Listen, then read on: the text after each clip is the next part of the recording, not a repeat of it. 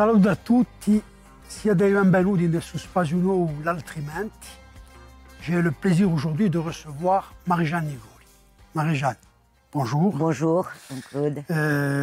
Tu as effectué un long parcours dans le domaine de la culture depuis longtemps Très maintenant. longtemps, oui. Tu as commencé avec la Maison de la Culture de Mattognotti, puis tu as été à la Jeunesse et au Sport. Tu es devenu conseiller DRAC,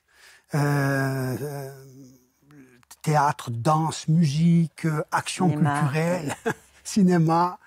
Et puis tu as été à la direction des affaires culturelles de la ville d'Ajaccio pendant de longues années également. Aujourd'hui, tu es présidente de l'ADIA et tu représentes les lieux culturels au CESEC. Je suis heureux de t'avoir ici, hein, on se connaît bien, Oui. et je voulais avec toi faire un petit peu le tour de ces fonctions-là, et puis aborder le thème de la culture en général, en très général, hein, Oui. et puis en Corse peut-être en particulier. Alors, si je te demandais à brûle pour point de me donner, c'est difficile, hein, mais une définition de la culture. André Malraux disait c'est ce qui fait de l'homme qu'il est autre chose qu'un accident de l'univers. Mais pour toi, et si tant est que l'on puisse donner une définition, qu'est-ce que la culture? Tu t'es nourri de ça pendant des années. Qu'est-ce qu'elle représente pour toi? Qu'est-ce qu'elle est? Qu'est-ce qu'elle devrait être?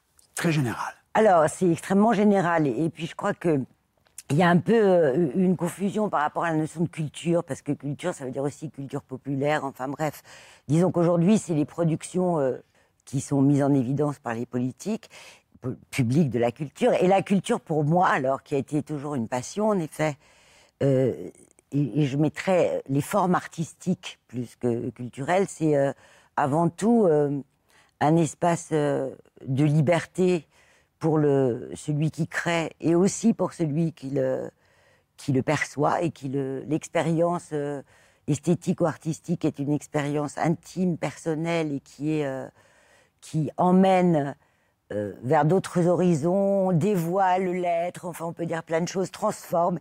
Et en tout cas, ce qui est remarquable, c'est qu'évidemment la culture a une fonction pour moi émancipatrice, qui permet à l'individu d'être plus responsable, plus libre, et puis sortir de ses préoccupations quotidiennes. On pourrait même dire se transcender, c'est un peu un terme comme ça, un peu emphatique, mais et qui surtout dans une société dominée par l'argent et le profit est un acte gratuit, voire inutile. On se dit pourquoi il fait de la musique ou pourquoi il parle. Alors après on me dira oui mais le marché qui fait que après les productions deviennent des produits. Mais c'est pas le problème. Le problème, c'est que l'expression artistique et la manière dont on le reçoit, c'est quelque chose de profondément humain, qui transcende et qui est gratuit et désintéressé. Je trouve ça formidable parce qu'en plus, je disais que c'était une fonction d'émancipation de chacun et qui lui permet d'être, on va dire, plus libre et cultiver son imaginaire, son émotion, ses sens. Parce que l'expérience artistique, c'est aussi esthétique, artistique. Bon, c'est des termes qui sont complexes, mais c'est aussi un travail sur l'intelligence et l'imaginaire, et c'est quelque chose de profondément important pour chacun, je crois. Alors, est-ce que tu as le sentiment, vraiment, aujourd'hui que aujourd'hui tu es entre autres présidente de l'ADIA, tu es un petit peu de l'autre côté de la barrière aussi, c'est-à-dire que pendant un temps, tu as été peut-être parmi ceux qui conseillaient ou ceux qui observaient, etc. Et puis maintenant, tu es un peu aussi aux manettes parce qu'il y a une programmation qui se fait, etc. Est-ce que tu penses qu'aujourd'hui, les lieux notamment de programmation, est-ce qu'ils ont toujours le pouvoir, en quelque sorte, de donner justement à ce sens, à ce mot culture, son vrai sens. Est-ce qu'aujourd'hui on arrive à faire en sorte que la programmation soit vraiment une programmation qui ait pour objectif l'émancipation, l'ouverture, la découverte de l'autre, l'enrichissement par l'autre. Quel est ton sentiment aujourd'hui? Je crois que, d'abord, qu'on est dans une période de mutation sociale avec la révolution numérique dont on ne sait pas très bien où elle va nous mener, qui produit des pratiques de chacun, des formats très différents, et puis qui font que l'individualisme aussi, qui implicitement est induit aussi par ce type de pratique par rapport à un écran, même si il ne faut pas jeter cette révolution qui aura des effets probablement très bénéfiques et qui produira des formes sûrement très intéressantes. Mais actuellement, on est dans une phase de transition, de mutation, où effectivement les lieux culturels, ils sont confrontés à quelque chose de complexe parce que d'abord, on développe une offre culturelle qui n'est plus aussi attirante, si tant est qu'elle a été pendant longtemps, pour les gens qui justement ont des multiples pratiques, qui ont des goûts divers et qui sont probablement pas tout à fait adaptés. Moi, je crois qu'on est aussi dans la nécessité de concevoir ces lieux comme pas seulement des lieux d'offre, justement, de consommation, mais où il faut solliciter la participation plus active du public, alors par diverses formes. Évidemment, développer l'éducation artistique, parce que je ne disais pas tout à l'heure, mais ce qui me paraît essentiel dans la culture, c'est qu'on donne accès à tous les enfants à cet univers, justement, qu'est l'univers de l'art et de la culture, pour qu'ils se forgent des outils, un esprit critique et qu'ils comprennent le monde et qu'ils se situent mieux dans le monde. D'autant qu'aujourd'hui, ils sont confrontés à ce monde de l'opinion, je dirais, de la confusion des genres et de tout. Et donc, je m'éloigne un peu du pas du tout, par rapport aux lieux culturels, mais je crois qu'il faut d'ailleurs, comme les politiques des publics aussi, celles des institutions, il faut qu'il y ait une vraie remise en question, repenser les choses à l'aune de ce qui est en train de se passer. Et voilà, je crois qu'on est un peu... Alors je te pose la question, pardonne-moi, je te pose la question parce que je sais qu'on en a parlé, à plusieurs reprises, mais je prends notre exemple, nous qui sommes des chanteurs, qui nous produisons. On a rarement l'occasion en Corse, je dirais, d'avoir des lieux. Il y en a quelques-uns, heureusement, mais il y a rarement des lieux, je dirais, qui sont susceptibles de te programmer dans le cadre d'une programmation normale. C'est-à-dire que de plus en plus, on s'est acheminé, je dirais, vers une forme entre guillemets, d'animation, où on dit aux gens, en gros, voilà, vous venez, vous vous emparez des lieux, on vous met à disposition une structure, et puis pour le reste, vous vous débrouillez, en quelque sorte. Bon, c'est une vision qui évidemment est pénalisante pour les artistes qui ne sont pas censés tous faire de la production, etc. C'est un tout autre travail. Et puis surtout, il y a une notion il y a le fait, je dirais, qu'on a l'impression qu'il y a en gros qu'un esprit libéral gagne aussi dans la culture, c'est-à-dire qu'en fait on vous demande d'être efficace, on vous demande d'être efficace sur le plan de la billetterie, etc., etc. Donc c'est pour ça que c'est la question que je te posais. Est-ce que tu penses que les lieux ont toujours les moyens, en quelque sorte, d'être ces passerelles entre le public et les artistes? Oui, oui, en effet, de moins en moins les moyens, parce que il y a effectivement ce libéralisme et même le ministère de la Culture qui est censé être un rempart et défendre la création et les artistes commence à parler de quantifiable, d'évaluation. Et donc on est dans une logique de rentabilité, de plus en plus, même dans les créations soutenues par le ministère de la Culture, on leur dit « Mais vous avez fait combien d'entrées exactement? Est-ce que le public est venu ?» Alors qu'on sait que justement, si on soutient la création, c'est parce qu'elle propose quelque chose pour qui la demande n'existe pas, puisque par nature, c'est autre chose, c'est une création, puisque même le terme l'indique. Donc, effectivement, il y a une... enfin, c'est le triomphe du libéralisme et du profit partout. Et on voit aussi que, de plus en plus, il y a une intériorisation, si je peux dire, du côté des artistes de ces terres dominants qui intègrent un certain nombre de normes pour pouvoir bénéficier de subventions et être produits dans certains lieux. Donc, il y a une sorte de conformisme, on va dire, qui s'installe de plus en plus. Alors, ça a été reproché déjà avant dans la politique du ministère de la Culture. On disait qu'ils produisaient des normes et qu'il y avait un art officiel, etc., etc. Mais n'empêche que le système français protège quand même encore, même maintenant, avec l'exception culturelle et les règles, par exemple, du CNC qui permettent quand même à la création de continuer. Mais de plus en plus, on voit que le marché commence à rentrer dans tous les domaines, y compris celui de l'art et de la culture, qui pourtant devrait être préservé et conçu comme un service public, donc, ce qui d'ailleurs n'est plus le cas même pour les services publics, comme les hôpitaux doivent être préservés de cette logique marchande. Et dis-moi, ce paradoxe, comment tu le prends, comment tu l'analyses, ce paradoxe qui fait que il y a nécessité, tu le disais à juste titre, de mettre à disposition du public le plus large les créations, l'accès au savoir et à la chose artistique, évidemment. Et en même temps, nous, par exemple, sur le plan musical, on peut se plaindre aujourd'hui du fait que, eh bien, on finit par considérer que tout doit être gratuit.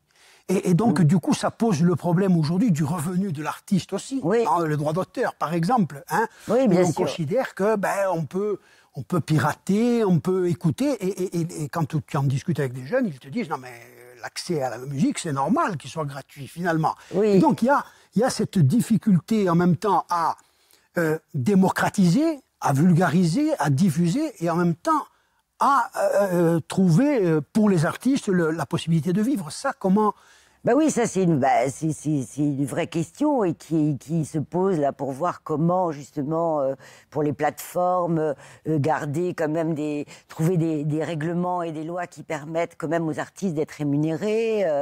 Donc c'est vrai, ce que je disais tout à l'heure, cette révolution elle va impliquer aussi des nouvelles règles et des nouvelles façons de faire. Il faut redéfinir y compris la manière dont en effet les artistes, en particulier les musiciens, mais c'est aussi valable pour le cinéma, vont être rémunérés puisqu'il y a cette diffusion qui d'ailleurs est perverse parce que là c'est pareil, il y a une espèce d'accès comme ça facile vers toute l'information, tout et n'importe quoi. On est dans le zapping. Et puis en même temps, l'esprit est capté en permanence par ces écrans et puis après dérivé vers les publicités. Enfin, il y a une sorte de...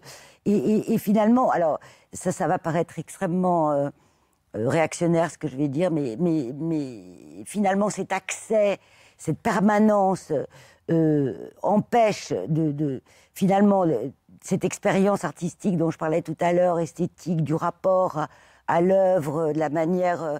elle est un peu empêchée par ce mouvement, cette facilité et cette incapacité à une forme d'effort, une forme de recherche, de désir, de curiosité, et qui soit pas complètement, j'allais dire manipulé, mais qui est permise parce qu'on a juste à cliquer comme ça. Qui a un rapport avec un mode de consommation très, qui est de la consommation.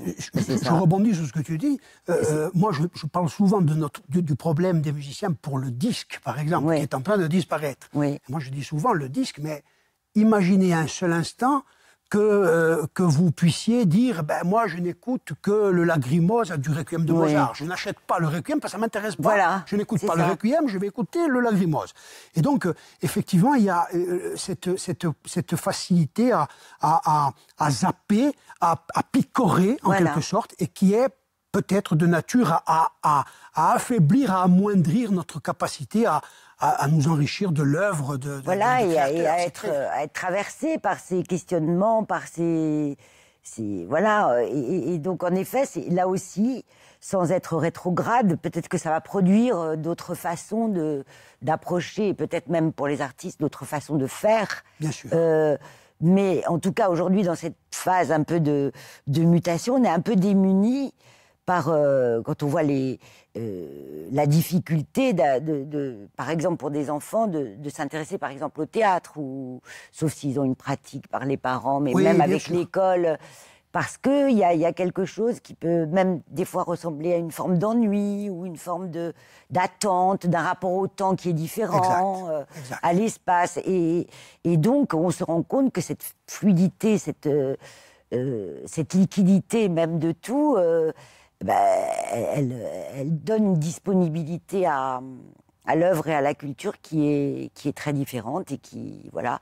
Donc, je pense que parce que je pense que malgré tout, l'humanité trouve toujours des formes, parce qu'il y a toujours cette aspiration justement quand même à cette expérience-là qui est quelquefois, on a un peu du mal à définir, hein, qui est un peu indicible, Oui, bien sûr, bien sûr. qui ouvre comme ça des horizons nouveaux, et puis une sorte d'irréel, de dépassement. Donc je pense que l'humanité, comme elle a toujours été dans cette aspiration-là, elle va trouver des nouveaux chemins peut-être. Bien sûr, il faut l'espérer. J'espère qu'on n'est pas dans cette uniformisation de consumérisme définitif où chacun va croire que pour être, il faut avoir le maximum de choses. Bon, peut-être. Enfin, j'espère. En tout cas, moi, j'ai toujours confiance dans l'humanité. Alors, Marie-Jeanne, rapidement, parce qu'il faut toujours aller vite dans ce genre de discussion, concernant la culture en Corse. La culture en Corse se pose bien évidemment depuis très longtemps le problème du rapport qui existe ou du rapport qui ne devrait pas exister entre la culture en règle générale et la notion d'animation qui a tendance à s'imposer un petit peu, d'une part. D'autre part, est-ce qu'il faut aujourd'hui, en Corse, je dirais, quand on évoque le problème de la culture, et notamment de la culture à travers la langue corse, est-ce qu'il faut penser que la problématique aujourd'hui de la culture corse, entre guillemets, est différente de la problématique de la culture en général? Est-ce que tu crois qu'en Corse, on a besoin de faire des choses particulières dans ce domaine, dans le domaine de la langue, etc., pour essayer de faire en sorte que il y ait une fluidité plus importante et que finalement on n'en finisse pas à raisonner en termes de quotas. Il faut imposer de la langue corse ou ne pas l'imposer, etc. Oui, mais ça, c'est un vrai problème, ça, parce qu'effectivement, il y a d'abord la réalité, pour parler un petit peu de l'action publique dans le domaine de la culture. C'est vrai que la Corse est restée très longtemps extrêmement sous-équipée, avec très peu de moyens. Elle l'est toujours. L'État a été quand même désinvolte au moment de la décentralisation, parce qu'au prétexte que la revendication culturelle était une revendication politique, c'est les politiques gouvernementaux qui ont géré ça, et le ministère de la Culture a vraiment laissé un pays sans se soucier des principes républicains d'équité dans le traitement des territoires. On avait un territoire qui certes est original, parce que tout ce qui a été fait par des militants qui ont porté des projets. Par l'associatif. L'associatif, et c'est donc le Réaclis, ça a été très fécond, et donc il y a un paysage original, mais qui est sous-doté, et en lieu, et en moyens, et donc, il n'y a pas de lieu de formation, donc il y a beaucoup d'autoproclamation dans le fait d'être artiste ou créateur. Donc, on est dans un terrain qui est encore au début. Alors, des choses ont évolué, on ne va pas refaire toute l'histoire, il y a beaucoup de choses qui ont évolué, des choses se font, mais toujours avec beaucoup de difficultés, beaucoup d'énergie, il manque de l'argent. Et après, il y a évidemment cette problématique, alors qu'on est face à une globalisation, une uniformisation mondiale, parce que quand on prend un ado, même d'un village, il écoute probablement les mêmes choses sur Instagram ou je sais pas quoi. Enfin, Instagram, c'est des images, mais sur YouTube, Deezer. Et que donc ces pratiques sont normalisées. On a cette question en Corse qui est liée aux revendications politiques et à la nécessité de construire on va dire, du nous, du récit, de l'identité collective ou du récit national. Bon, selon ça, ce serait long à développer aussi. Et donc, on privilégie plutôt une espèce de désir de réactualisation de quelque chose qui, de toute façon, ne peut jamais se réactualiser, parce que la tradition, elle évolue tout le temps, c'est le bouche à l'oreille, et on sait très bien que comme c'est plus... Et les voci ne peuvent plus avoir la même fonction, c'est donc une forme autre. Et que donc, cette identité, elle va se construire, ou cette culture, elle se construit dans la création contemporaine et dans le fait que les identités plurielles, la diversité, les métissages, l'autre, l'altérité se mélangent et produisent quelque chose qui va faire du commun. Et le danger, c'est de croire que pour construire du commun, pour faire de la culture et rendre un pays vivant, il faut exclure, il faut se dire ah ben non, ça c'est ça. Il faut protéger aussi. On a cette notion de... Et puis après, dans ce que tu disais tout à l'heure, qui est hyper important, c'est qu'on a aussi une dérive, y compris dans les politiques publiques, de la volonté de développer de l'événementiel et du tourisme culturel. Alors le tourisme culturel, ça a bien sûr un intérêt. On ne va pas dire que le tourisme encore c'est pas important ou ça n'a pas d'intérêt. Bien sûr. Mais si le tourisme culturel consiste à se mettre au service, et à pas considérer que ce qui est important, c'est ce qui va se construire, c'est le patrimoine de demain. Bien sûr. Et que c'est donc la création, et c'est ça qui rend une culture vivante. Bien sûr. C'est qu'il y ait des créateurs de tous horizons qui ensemble font quelque chose qui nous ressemble et qui a une couleur spécifique, en fait. Marie-Jeanne, on arrive au terme de ces quelques instants et tu viens de donner quelques paroles qui vont complètement dans le sens de cette citation d'Edgar Morin qui dit « La relation entre l'unité et la diversité est inséparable. Ceux qui ne voient que la diversité occultent l'unité humaine.